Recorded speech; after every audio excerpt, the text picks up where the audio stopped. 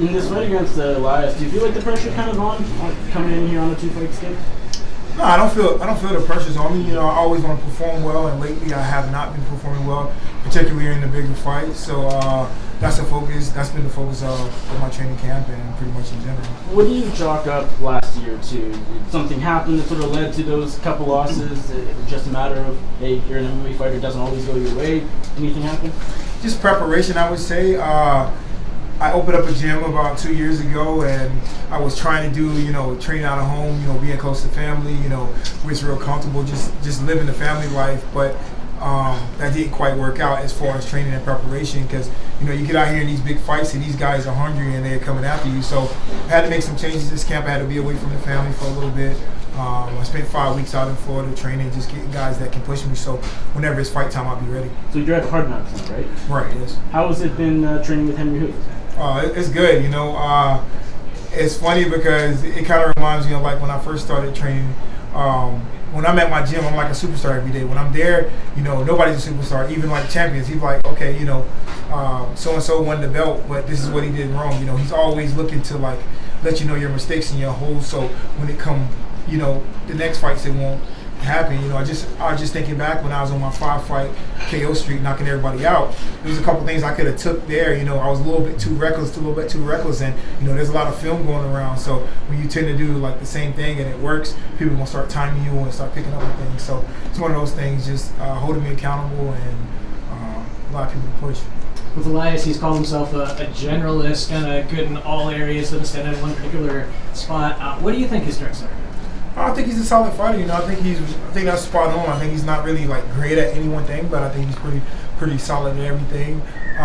He's a guy that's not going to go out and rush the fight. He's going to take his time. He's going to point fight. He's going to look to pick up the fight via the scoring system. Derek, you got 11 knockouts, so we're going to see number 12 Saturday. It's possible. Yeah. It's possible. I'm always looking for those knockouts, but I'm looking to do it in like a better fashion. Not rushing, not blitzing, not putting myself at risk, not just being too greedy. I look at a lot of my fights and I'm like, man, that was too greedy. And even I can look back on some of my fights, even the good ones when I got the knockouts, like, probably should have toned it down just a little bit. What did you think of Adesanya versus Gastelum?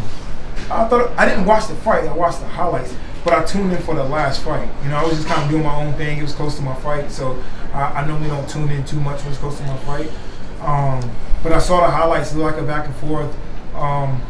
Kind of what I thought of Israel, but like I said, in that fight I made too many mistakes and my preparation wasn't up to par, so it's a good fight. Do you feel that makes the loss look a little bit better though, now that he's a champion? Nah, I don't really look at it like that, because MMA is like an unforgivable sport, and somebody will be on top of the world one day and then the next day everybody like, what happened? Just like I guess Conor, everybody, I remember like people like legitimately thinking he couldn't lose, and I'm like, come on guys, like that ain't really realistic. I mean, he has several holes in his game, but then when he loses now, we're like, so it's just a matter of, you just got to stay on top of your game. You faced Whitaker as well. Who do you see coming on top of him and Adesanya? That's going to be a tough one, Neither one of those guys are particularly fast. Adesanya is more long, and he's pretty technical. The same thing with Gastelum. He's not as long. I mean, not Gastelum, but Whitaker. He's not as long, but he's a real technical guy. He's good at what he's doing. Maybe I slightly favor Adesanya in that fight. You faced the best of the best: Machida, Whitaker, Anderson. Do you think that gives you an added advantage against Elias? It's his first top 10. It's his first co-main event. Do you think that gives you an advantage going into the cage Saturday night? Yeah, I mean, I've been around the block. It's funny, man. Guys don't fight who I fight. I came in and sometimes I'm like, hey, I want to fight everybody. Somebody say something to me, I'm like, all right, cool, we're gonna fight. And so that's just always been my mentality. Where you have a lot of guys in the division that ducking each other, pulling out, or making excuses, and then normally they rebook the fights whenever somebody get injured or try to find a way, but those fights never really get rebooked. So whenever people ask me about who I'm gonna fight next, my answer going forward is always going to be, I'm going to let some of these guys fight each other, and I'm just going to sit back and, train and keep getting better. Elias doesn't have a lot of finishes, lots of decision wins. Do you feel like you could chase the knockout against him more easily than others? No, it's not a game of chasing, it's just taking my time, setting it up, and it'll come, I hit hard, especially when I connect and I set up a shot, I can finish the fight. So it's one of those things I don't really have to rush.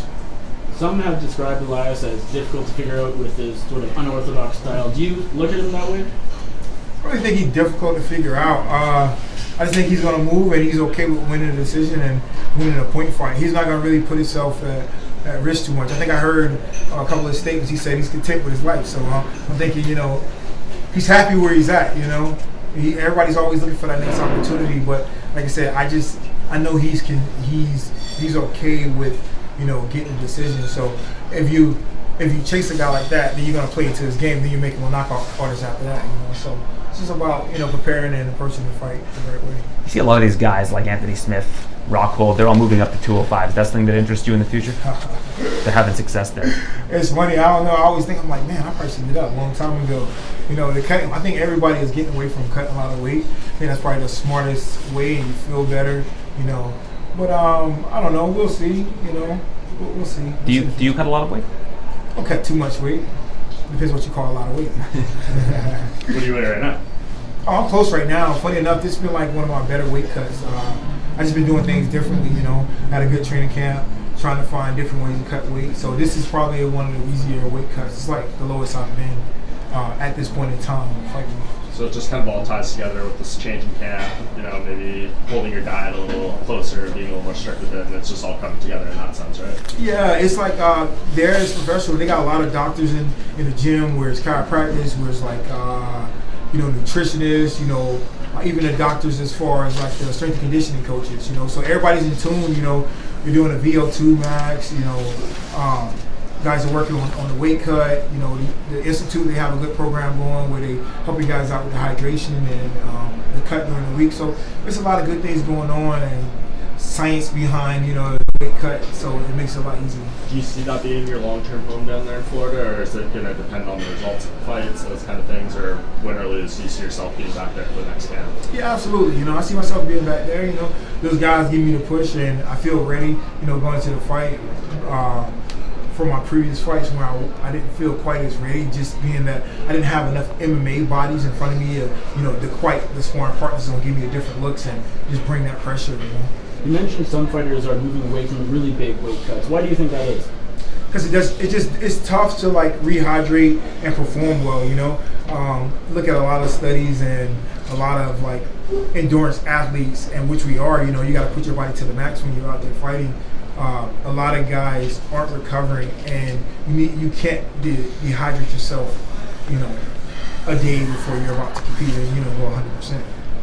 Hey Derek, I've had a number of fighters tell me about how things like dance and gymnastics have carried over into the MMA in unorthodox ways. Along with your strong wrestling background, you're also a cheerleader. I was wondering what aspects of that, if any, have carried over. No, it's funny. Yeah, I used to. Hey, it's tough. I used to cheerlead back in high school, and that was one of the better things. I came into MMA and I had a strong core and a lot of flexibility, and I could put myself in a lot of different positions when it comes to scrambling and stuff like that. So over the years, I stopped like doing all the tumbling and tossing girls in the air. So I definitely lost a little bit of upper body strength and core strength. But I think it was definitely one of the early tools and one of the things that helped me when I first got into this sport. Very cool. What do you make of Jack Manson's very recent and very quick rise to contender status? He's fighting good, He's fighting good. The last fight was good. Jacare looked a little slow, lethargic, sluggish. Maybe he's getting a little bit older, But Hermanson came out there, he looked good, he put it on him. I think that's 2 big fights for him in a row. So he's definitely a guy to keep your eye on. Derek, how are you enjoying Ottawa so far? It's nice, other than the cold weather. Ottawa's nice, man. I went down the street and took a picture in front of the big Ottawa sign. So it's definitely nice, They got some buildings that look like castles. So yeah, sure. I always believe you learn more from your losses than your victories. When you talked a little bit about this, when you go back and you look at the Adesanya fight, what are some of the specific things that you look at and you think, okay, this is specifically things that I needed to work on? Well, I guess it's like sometimes I get in the way of my own self. Like I know by far I'm a better grappler than him. So going into my previous fight, I'm like, okay, I made mistakes. I just got too greedy with the hands. I'm just head hunting, trying to knock people out. So I said, in this fight, I'm not going to do that. I'm going to wrestle, and I'm just shooting without any setups of the hands, and I shoot in one time, and he catches me with a knee, and that's what set everything off. You know, I was a little dazed, and then he gets up, and I'm like, come on, let's fight. You know, like, but it's a certain point in the fight. You know, if you get a little dazed, probably back off a little bit, but that's just the thing. You know, just having a good game plan, good preparation. Thank you.